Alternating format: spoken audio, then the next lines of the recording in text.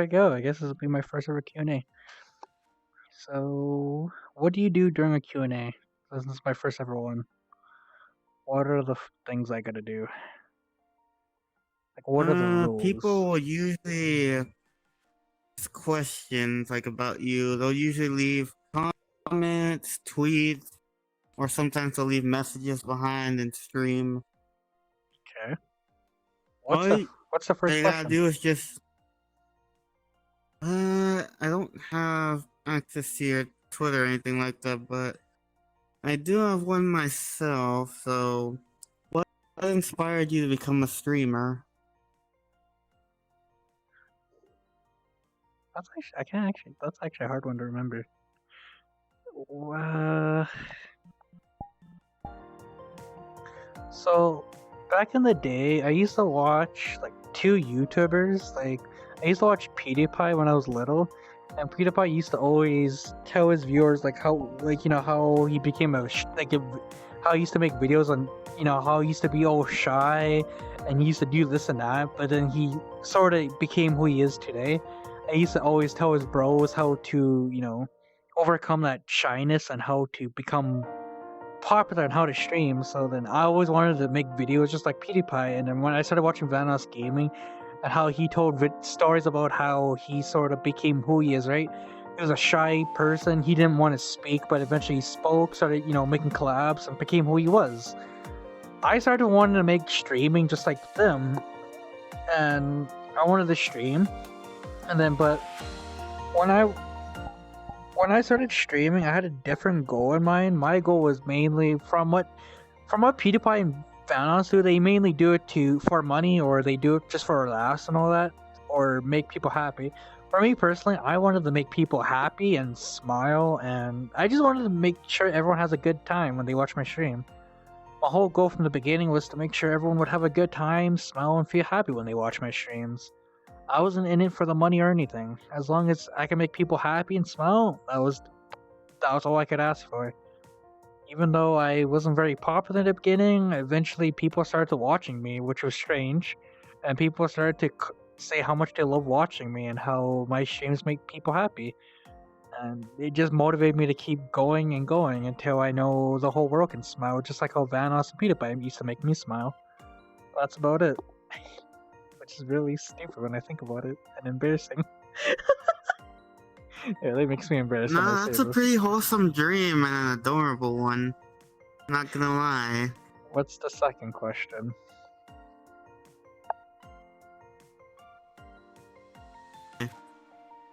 What is the backstory behind your name and your character? I mean, the Hunter Otaku? Yeah. Okay, that's what as everyone knows. On my Twitch, I go by Hunter Otaku. In VR chat, I have my name set to Hunter Otaku, and for my YouTube channel, I used to have it set to Emery, but now I have it set to Hunter. The whole Hunter thing comes from a game called Bloodborne, as it was a game where your character was generally named as Hunter. You're a hunter that hunts beasts and everything. And in that game, I was a famous hunter. I was one of the few people that can actually take on beasts alone or help other hunters and help them beat, monsters. And I would always help people. And I just became really good at it to the point where I genuinely felt like hunter was appropriate for me, as I was a true born hunter. And otaku is basically, since I am a weeb to the core, like I feel like I'm an otaku. I love everything about anime. I know everything about anime. Everything is just anime, anime, anime. My eyes. It's like to the point where I just say, hunter and otaku just seems to fit together. I want people to know that I'm an otaku by heart, but I also want people to know that I'm a hunter that hunts people or everything. Like Remu said, where does my OC or whatever comes from? She's probably talking about, if you ever watch my videos on YouTube, you'll see me using a pink-haired Abby, and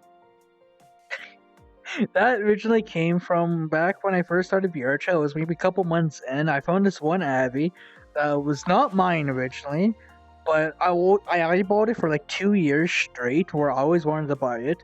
So eventually, when I started making money, I bought the model, And then I eventually started turning into my own style, like turning into a hunter, and I got a bunch of clothing styles. As you guys can see during videos, I always have like a different style for it. And it was thanks to my father that helped me make the style. And the pink-haired Abby is mainly because I love the pink. I love pink, so if you guys already know, I love the color pink, and the whole model just represents how I feel. Since the model generally looks happy, and genuine happiness shows off joyness, and generally shows off how my personality feels. And even has my favorite color, so I thought it was perfect, and it just became my OC, which I can't use a lot of times due to Remu, as Remu is a Questy, and my model is sadly PC only currently, sadly. But one of these days I'll hope to make it Quest compatible for you all to see. What's the next question?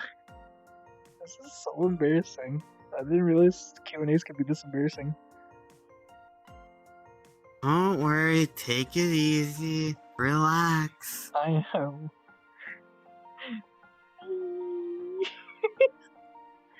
Waiting for the Calm next down. I'm waiting for the next question.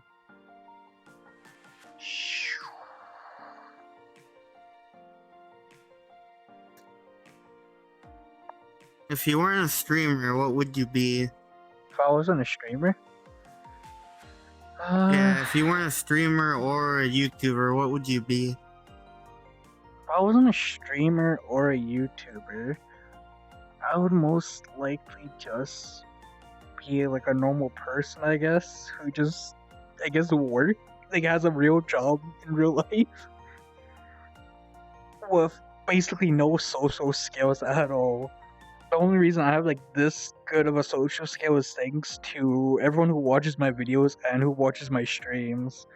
I'm this confident at speaking is because of you guys. So if I didn't have you guys, like if I didn't become a streamer or a YouTuber, I would not be so social. I'd be very quiet. So I'll most likely have one of those quiet jobs. So I'll be just working, 24/7 office job where I don't have to speak as much and work as a slave. So I don't know. That or I would become a stay-at-home wife. I still agree to this. I still agree to becoming a stay-at-home wife. I still agree to being a stay-at-home wife. Yeah, I may be a male, but you I got the agree. talents to be a wife. What she said. What's the next question, Remu?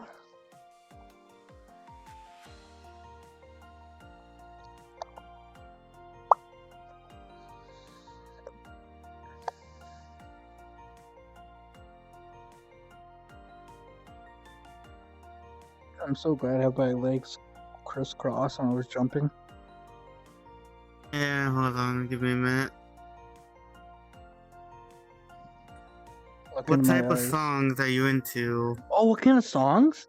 Oh, okay, that's actually kind of hard. I actually get asked this quite a lot, actually, even by my friends, and even some of my chat members will sometimes ask me this question. But preferably, I would always say my preferred songs would always be anime. So I usually listen to anime songs. Depends like what kind of anime was like what anime I'm into. I would mainly listen to the openings to that. But if we're just talking about regular songs, I'll mainly say more or less like gaming raps from JT Music. I know JT Music will never see this, but if JT Music ever sees my videos, just know I'm a big fan of your content and I do love your songs. As JT Music makes gaming raps, or like they'll if a new game's popular, they have some kind of rap for it, and it always turns out perfect. But when it comes to regular raps, I don't really like normal raps people make. But as long as it's like JT Music, I genuinely love raps from them. Oh, and I also love the piano. The piano is like one of my favorites. The piano just has like a way to just touch my heart. Like you can just feel the emotion that goes into each piece into the piano, Each song has like a story to it, and it's one of my favorites when it comes to the piano. But those are my three: anime openings, JT Music that makes rap for gaming songs, and the piano.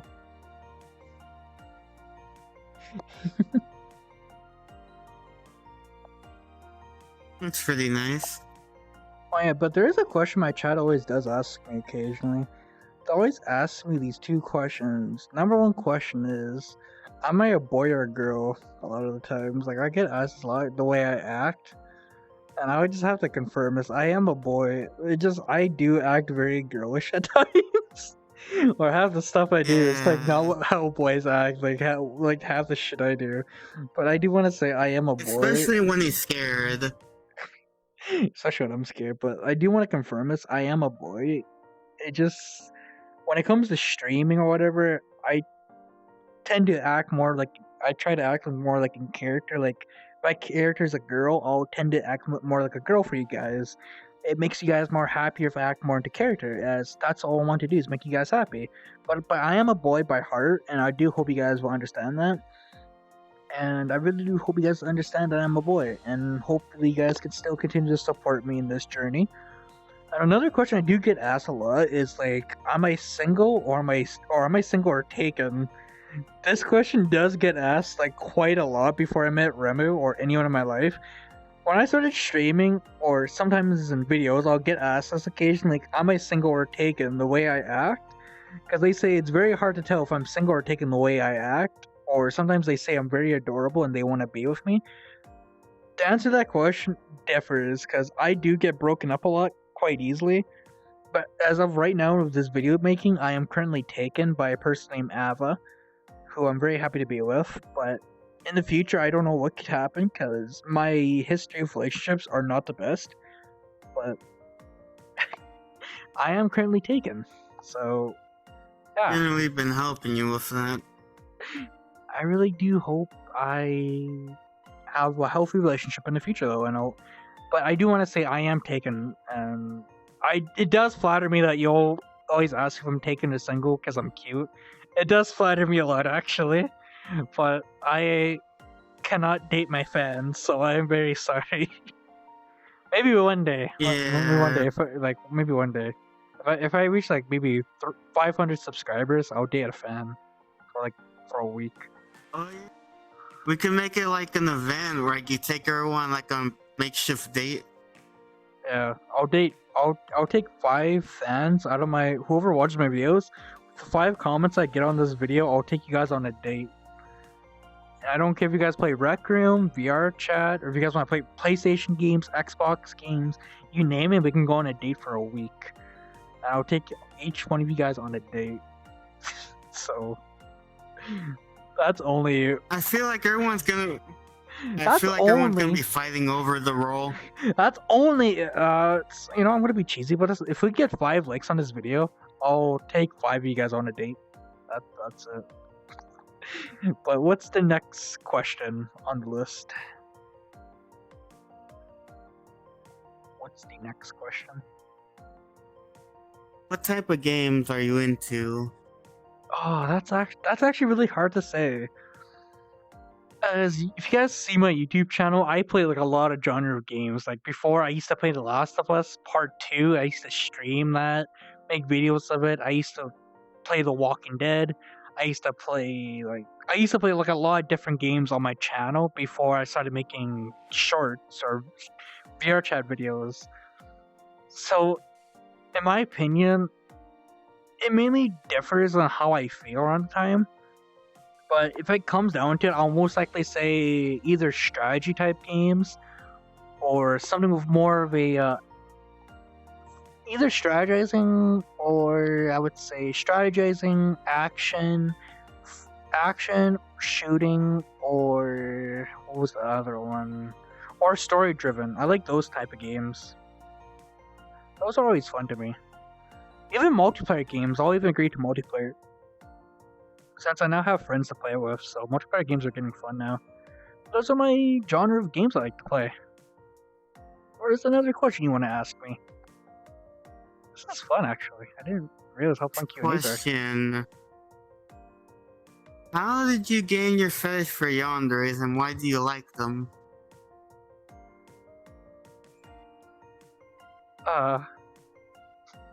You don't have to answer this one if you don't feel comfortable. We can move on to the next question. Okay, so how the fuck do I explain this in a normal way? So, I do get asked this quite a lot. Like, people do say this to me, like, oh, I'm into yanderes, and yanderes are pretty weird, this and that. So I just want to clear this, Mister. I want to clear this out right now. One of the reasons why I like yanderes is because, in my opinion, yanderes show a love that I always want. They give you attention. They love you for who you are. They won't ever cheat on you. They'll always be by your side. They'll always believe you. Whatever story you give, they'll always believe you. And if you ever feel like, like, damn, maybe my partner doesn't love me, you'll know as a fact that yandere will always love you because they'll always have eyes. They'll always have eyes for you. And I don't know, a lot of things that yanderes do always made me feel happy, since that was the type of relationship I always wanted. To feel loved and special, and yanderes produce that kind of, emotion. So it made me happy knowing there's like yanderes. Affection and love, Yeah. attention.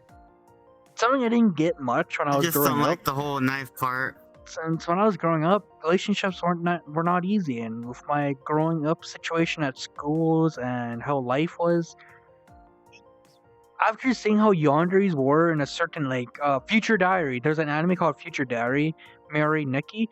You guys should check it out. I really do recommend it, but not made for kids. I'll say that much. But it was one of the animes that made me fall in love with yanderes. And if you guys watch, you guys might understand, but it's where I got my addiction of yanderes. But what's the next question? This is so How embarrassing. did you meet your friends and your VR chat family? Oh, I don't get asked that quite often, but when it comes to my VR chat family, as some of you guys might know through my streams, you guys might see my friends or my VR chat family appear on stream. But some of you on YouTube don't see that often, except for Remu. You guys only saw Remu, who was my maid on one of my videos. But one of the things... Oh no, we also have a video of me and my mom and my sister, so yeah. Well, for my mother, my VR chat mom, me and her met during a Murder 4 lobby in VR chat, and she was with her best friend Abe at the time. And it was around the time I was all alone and lonely, and I was running around, and I was in like a small avatar, and my VR chat mom at the time had like the same type of avatar, but the taller version, a more grown up one. And my VR chat mom thought I was adorable, and they generally said, "Man, you look like you're my child." And I, being weird at the time, acted like her child, and eventually my VR chat mom just gave up and said, "You know what? You're my child now." And I said, "Yay!" I was like, "Oh, happy." And then I would say like a week later, my sister, who is called Arrow Dusk, who is one of my favorites, generally we met in Murder 2 way before she became my sister, but we met in Murder 2 once, but I never got to see her again. But years later, after I met my VR chat mom, a week later, I would meet Arrow in Murder 4 after she joined me, and she would protect me in Murder 4. And eventually, I asked Mom if Arrow could be in her family, and she became my sister soon after. And I also have a sister named Vexley, who's always been there for me as well. And we met during Murder 2, and she's been there for me for like 3 years actually. She also made me an avatar one time. And when it comes to my VR chat kids, I'll only say for Paul, I've known her for 6 years, and it's a hard story for her. I won't go into detail for each child, but for Selva, I met for 2 to 3 years, and I don't regret meeting them. Kaylee was for 2 years, along with Kara, and I don't regret meeting them because they've been a big part of my life, and I love every second of it. And I guess when it comes to my friends, I met Rem. Oh, okay, well, we'll have to start from the beginning. So at the time, I had no friends at the time, so when it came to my friends, I met French and Dream and Rice in a Murder 4 lobby. We all met each other all on the same day, and we all became friends.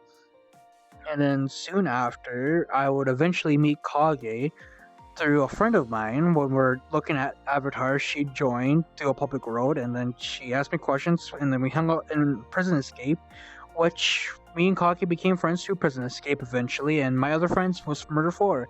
But then I would say maybe 3 days later, we would meet Remu in Freeze Tag, who is right beside me right here. I met this one in Freeze Tag, and my friends wanted her Rem avatar, and then they were too shy to ask her, so they made me go up to her and ask her if we can have it. And I started a conversation, as I felt like it would be rude to not talk to them and only go for the avatar. So we started a conversation. Eventually, we became friends, and from there, I just actually made a group of friends. I was originally mute. Yeah, who was originally mute actually, until they broke through their shell after me being there with them for like that 24/7, trying to make sure they eventually they will talk. It took a lot of effort for them to talk around me, but eventually it worked, as I wanted them to feel comfortable. And eventually they spoke, and now they're not afraid anymore. Oh, and then yeah. Sorry about that. What's the next question? What's up with you having thrill from fighting overpowered enemies? Oh yeah, so as people may know, back in the day, I used to make Dark Souls videos where I would fight like bosses by myself or have like, people with me. I would like show like, boss kills, like, speedrunning boss fights. So I have this obsession of fighting strong enemies because in my opinion, fighting stronger enemies makes you strong, as it's good learning experience in my opinion, since fighting strong enemies gives you experience on how to get stronger, since if you run away from every battle, how are you ever going to get stronger? So eventually I just grew up eventually chasing strong enemies and how to face them, and it just became a thing. And as for a hunter, in my opinion, hunters face enemies, and if you run away, it will mean you'll end up dying. So facing stronger enemies, you'll gain experience, and you'll get stronger with this experience.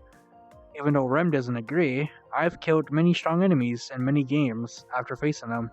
Some I And lost, you and have nearly and almost some, died. but I would always eventually win after a while through the experience I learned from it. But through Dark Souls, I learned that you can always overcome any obstacle that comes in your way. And what's our next? I'll answer 3 more questions, and then that'll probably be the end of the Q&A, as it is getting late for me. Question is, if you had any advice to give to any streamers that are new or starting, what would it be? That's actually a really good question. So when it comes to advice for new streamers who's starting out, my best advice would be to not give up. Because in the beginning, you'll probably get like no views to maybe 1 to 3. And even though you're getting 1 to 3, those will be your supporters to the whole way. And for me personally, I used to never talk during streams because I always feel like, oh wow, no one's watching, why should I speak?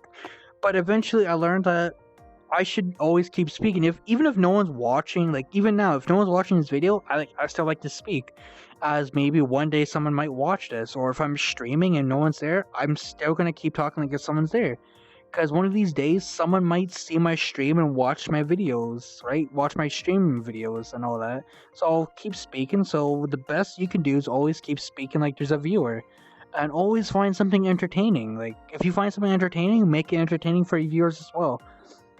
You should always keep talking to your viewers, and people will find it boring if you don't talk to them as much as well.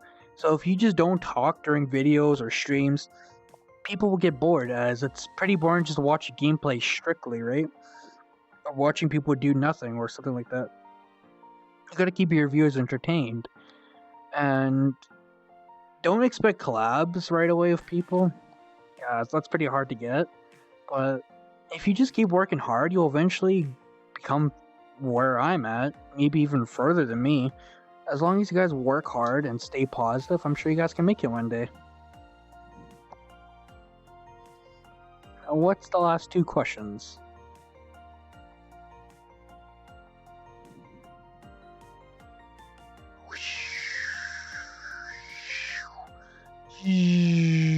My butt is vacuuming the rug.